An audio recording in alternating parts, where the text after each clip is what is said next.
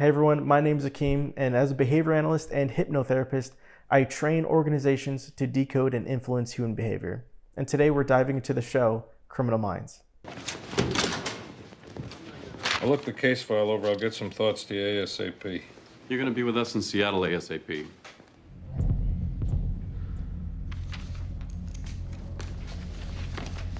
"23-year-old Heather Woodland."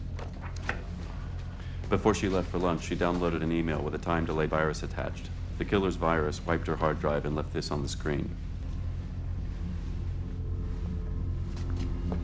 For heaven's sake, catch me before I kill more. I cannot control myself. Content analysis is a profiling method used to examine someone's language patterns, and this is to identify both conscious and unconscious indicators. So right away, there's an interesting incongruence here.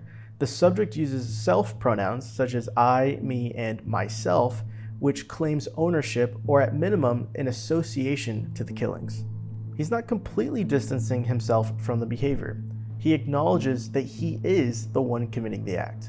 But at the same time, the email suggests a lack of agency or self-control. The phrase, "for heaven's sake," carries a sense of desperation and helplessness, almost as if there's some external force that's controlling everything that he does. Now, this would suggest that he has an external locus of control, where the person experiences behavior as if something is happening to them rather than something they are consciously directing themselves. Then he says, "I cannot control myself," which is important because now the killings are being framed as something that's compulsive. So it's overpowering, it's automatic, and just psychologically difficult to stop doing. "Before I kill more." Now, this wording presupposes two things. One, that he's already killed people, and that he's going to kill more people, and that it's inevitable unless he's stopped. When did the Bureau become involved in the case? After the fourth body. He dumped that one out of state. On purpose. If so, knowledge of law enforcement does suggest a criminal record. Or that he watches television. Meh. So you want to see our suspect list?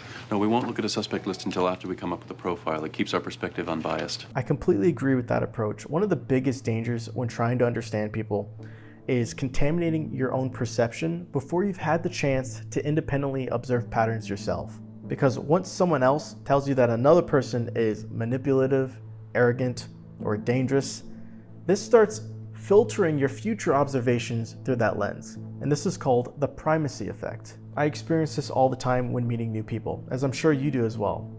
Someone who I know might be trying to tell me about someone else, and I keep that information in the back of my mind, but I don't fully adopt their interpretation because I understand that their relationship comes with history, and that history can contaminate true understanding.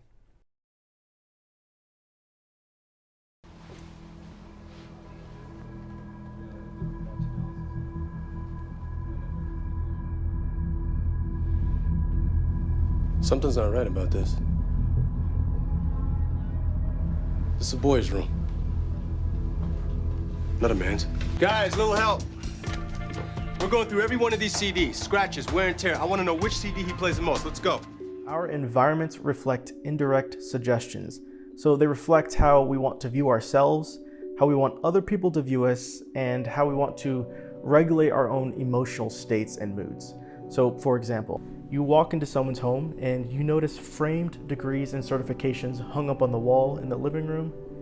The shelves are filled with academic textbooks, and this person frequently talks about their college experiences in conversation. None of those things alone mean much, but together they begin to telegraph a script, such as the academic or the scholar. And recognizing these scripts is the foundation of behavioral patterns, and they're very telling. You can also see this with broader patterns. Someone with a wide range of movies, books, or music preferences can suggest open-mindedness. Someone who constantly keeps their house, car, and workspace clean and organized can sometimes suggest higher conscientiousness and sometimes agreeableness. Again, no single observation means much by itself. You're looking for clusters and repeated patterns across different environments.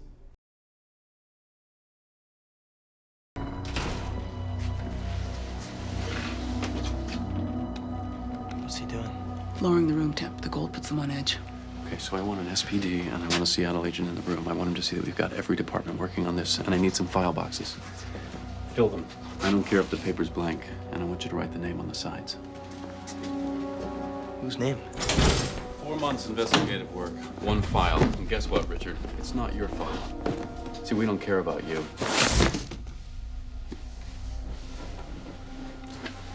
It's Vogel we want.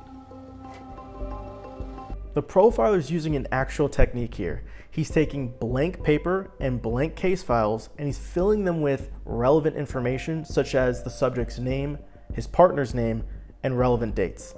And this is to create self-doubt in the subject in the hopes that he elicits information from him. You can look at interrogation like a stage play. There's the stage itself, so the interrogation room. There are actors, such as the interviewer and the interviewee, and then there are props. The environment and the props within it play a significant role in influence. The profiler could sit in a wheeled chair and use that to increase or decrease tension. He could wheel his chair closer to the interviewee, which would increase tension, or he could wheel his chair away from the interviewee, which allows him to psychologically breathe, and this can build rapport. So influence isn't just what we say, it's also the actions we take. I hope you enjoyed this reaction on behavior analysis in an operational setting. And if you want to go beyond watching and learn behavior analysis for yourself, you can check out our courses at theabscenter.com/training.